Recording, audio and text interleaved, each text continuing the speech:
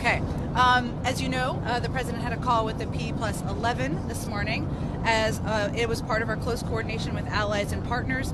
He convened the video conference to discuss their ongoing efforts to support Ukraine in the face of Russian aggression. The leaders reiterated their commitment to continue providing security, economic and humanitarian assistance to Ukraine in its time of need. The leaders affirmed their solidarity with the Ukrainian people and condemned the humanitarian suffering caused by Russia's unprovoked and unjustified invasion. They also discussed their respective diplomatic engagements and their coordinated efforts to continue to impose severe economic costs to hold Russia accountable. They agreed to continue to closely coordinate their efforts, including working with and through the G7, EU, and NATO. Okay, that. Yes, go ahead. Okay, on the mask mandate, why is the DOJ not appealing that? And by not, does the administration risk taking away some of your options for the future, especially if there's some new variants? Well, unless something's happened when we got on the plane, I don't think they've made any announcement at this point in time. So, as we've said, agencies are reviewing next steps, including the Department of Justice.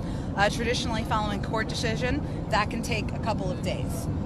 We have said from the start that our code of response should be guided by the science and data and by experts.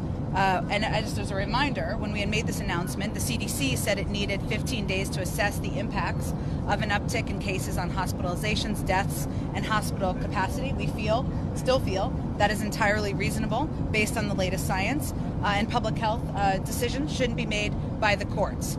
They should be made by public health experts. So again, I'm not going to get ahead of the Department of Justice. We'll let them make any decisions or announctions, but so they might still appeal, is what you're saying. It typically takes a couple of days to review and make an assessment. If you don't appeal, do you run the risk of sending the message that all CDC mandates are optional? I'm not going to prejudge the Department of Justice and how they make considerations or assessments about whether or not they're going to appeal. We obviously feel confident in our authorities here, given we put the mask mandate in place and asked for 15 additional days to evaluate data based on public health information. Was the administration unprepared for this ruling, given that you're not sure what you're going to do next? And also, does the confusion around the mask mandate undercut the administration's ability to kind of give people guidance on what is actually the right thing to do at this point? Well, I would dispute the notion that people are confused. We are here to alleviate their confusion, right? So the CDC continues to advise and recommend masks on airplanes. We're abiding by the CDC recommendations. The president is, and we would advise all Americans to do that. This was a ruling by the court. We obviously didn't have advance notice of it, and it typically takes a couple of days to assess next steps in these cases. Does the president have plans to speak more about this kind of evolution in how people should protect themselves from COVID, given the sense that precautions are lifting? Does he plan to speak out more and provide more guidance and leadership on this issue? See it as an evolution. We continue to believe that the CDC, which asked for 15 days to evaluate health data and information based on the fact that cases were rising in certain parts of the country, that was entirely reasonable, and that they would, at the conclusion of that period of time, not a lengthy period of time, be able to make an evaluation. He also put out a 100-page plan just a couple of weeks ago on how to deal with this moment we are in as we address the virus. What our biggest concern is right now continues to be the fact that we don't have funding from Congress to ensure that we can return to a point where we have programs for the uninsured. We're able to purchase treatments for the immunocompromised, ensuring that we continue to be the arsenal of vaccines to the world. Those are our biggest concerns. And yes, we will speak out about that, and he will speak out about that. Russia and terrorism. I know you talked about this yesterday. Hold on, Jen. If you guys, on this same issue. Until we land. Yeah, it's my turn. Go ahead, Jeff. On the issue of masking and your strategy in general, does the administration feel like your strategies have been thwarted by courts in general? And to, as a follow-up to Nancy's question and to Jennifer's question, if you're not challenging this, what are the next steps? Well, again, if the Department of Justice makes that decision, we can talk about that. But they haven't made a decision yet, and it typically takes a couple of days, some time to make that assessment. What was the first part of your question? Well, I'm thinking about the fact that I don't think you challenged the ruling that struck down the employer vaccine mandate.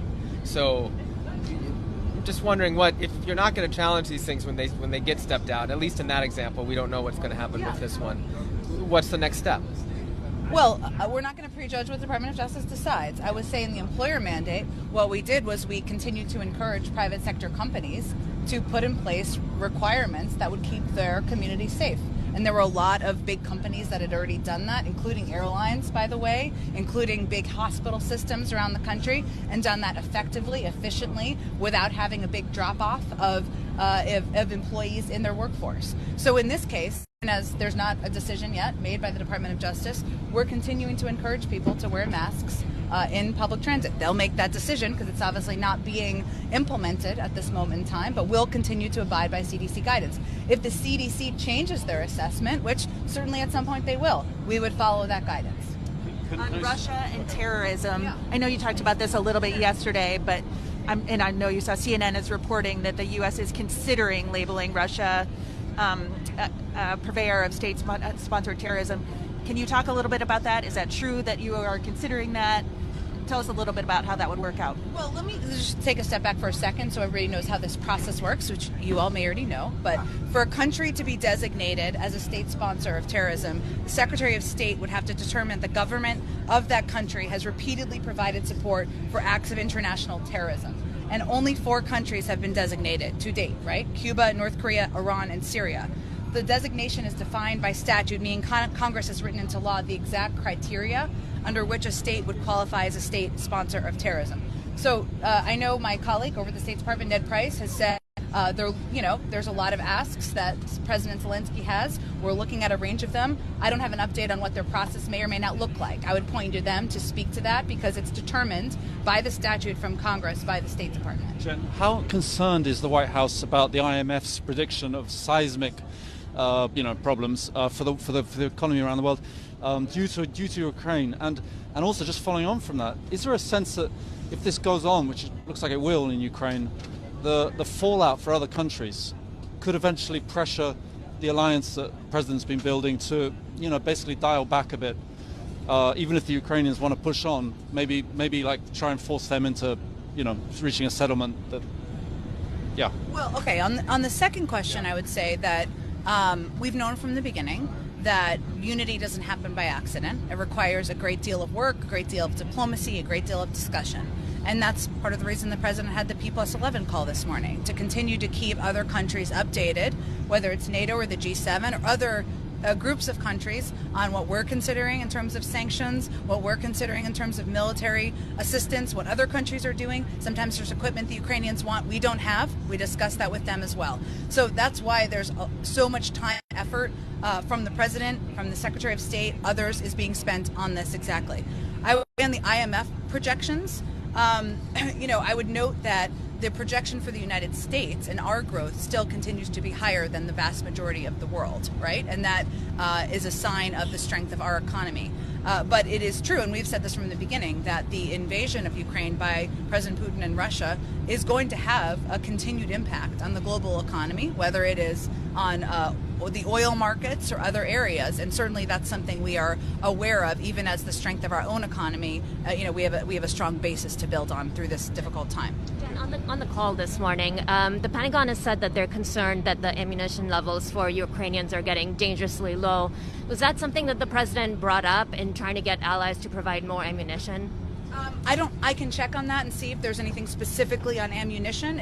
Certainly we will continue to provide them more ammunition as we will provide them more military assistance. There's obviously more money we can provide from the approved drawdown package, and the specifics of that are being worked through with the Department of Defense and our national security team. And that, has included ammunition, and I would expect will include a range of weapons moving forward. One reflection on a mask mandate. I understand that the judge's ruling is something that independent judiciary has made. However, you saw a lot of Americans, immediately pulling off their masks in airplanes, very happy about the change. Is the administration concerned that the public is moving on, without the CDC, and that the country's in a different place where the administration is in? Well, I would note, I've seen those videos. Anecdotes are not data, right? And certainly that does tell a part of the story. But we don't make these decisions based on politics or based on the political whims on a plane or even in a poll. But I would note in polls, in data, lengthier data, there are still a lot of people in this country who still want to have masks in place. Either they have immunocompromised relatives, they have kids under 5, whatever it may be. So even on the pure politics, I don't think there's a concrete story at this point. The president is going to New Hampshire today to talk about infrastructure, selling the benefits of that.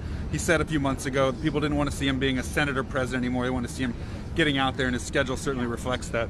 But Chief of Staff has talked about the calendar, being short, and there being only so many days in the calendar to do things. Is he at some point going to come out and talk about what he wants to see in potentially a skinny Build Back Better bill, given that time is of the essence with that? And we haven't heard from him really anything about the negotiations, the talks. Is he going to come out and sort of put a marker down, or is the fact that he hasn't come out and maybe won't come out sort of a sign that maybe that's not really going anywhere?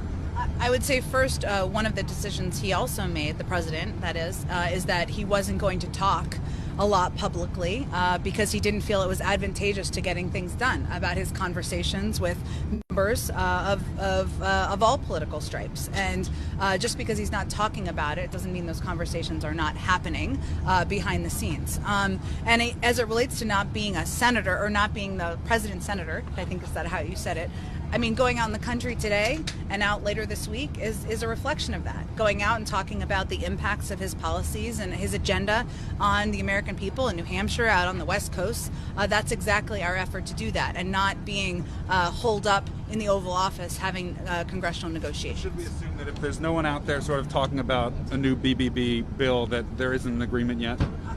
I think if we had a bill that was ready to pass with 50 votes, we would make that clear.